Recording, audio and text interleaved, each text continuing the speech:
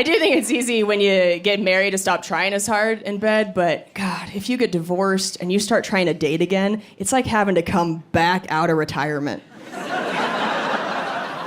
You know? It's like you gotta start stretching, get ready to run another BJ 5K. Like, no, I just did this. Somebody moved the finish line back another 10 years. Ugh, can't even see it. Do we have any married people here tonight? That was a pretty sad sound. You guys were faking it a little bit. You're like, eh. Some of you just treated it like a silent auction. You were like... Just so sad. Anybody here been married for a really long time, like over 20 years? You guys are so cute. How long have you been married? 21. Give it up for 21. That's a long time. Yeah. So you guys get it. If you've been working the same job for over 2 decades, you start to cut some corners. Right?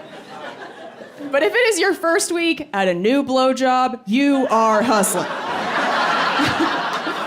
You just are. I'm sure you dudes have figured out by now that the best blowjob you ever get from us is the first blowjob. Because women, we're so competitive, we know that you're about to compare us to every other one you've ever had. So we just enter the arena that night like, I will be queen. Give me that.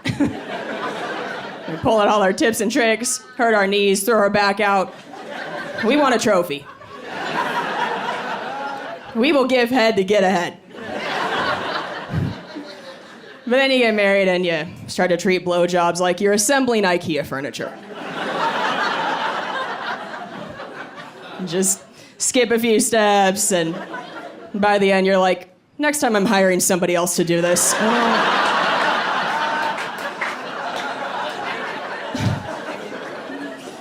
A little righty-tighty, lefty-loosey, let's get the hell out of here. We gotta go to Costco.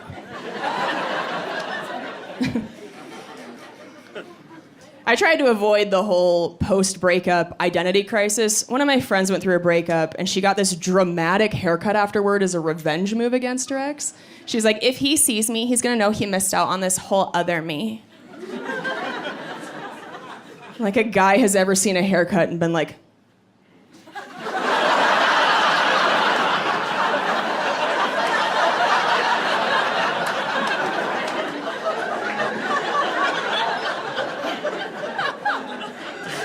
never got a fuck asymmetrical lob, Lisa. Bullshit. You guys never know when we change our hair, right? You're not even observant of yourselves. Before the divorce, I was cuddling with my ex, and I felt like my leg had been stabbed. I looked down. His toenails looked like he cut them with his teeth. They're all jagged, like he could unlock a secret door in a haunted house. I was like, do you have a best friend with a matching jagged toenail? You put them together and make a best friend necklace? Is that what you're doing?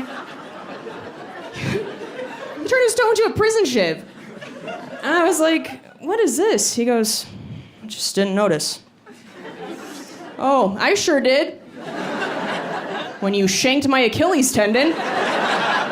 I'm bleeding out. Because I feel like this stuff only gets worse with you guys with age. Like, we've all seen the really old men with thick tufts of raccoon hair growing out of their ears. I'm sure that guy's wife has been telling him to trim it for years, and he just can't hear her. What? It's like yelling into a fan. It's coming right back in your face. I just sat next to a very old man on a plane recently, and I had my notebook out, and he leans over and goes, it's nice to see somebody writing and not on their phone. And I was like, aw, he doesn't know I'm writing jokes about cum.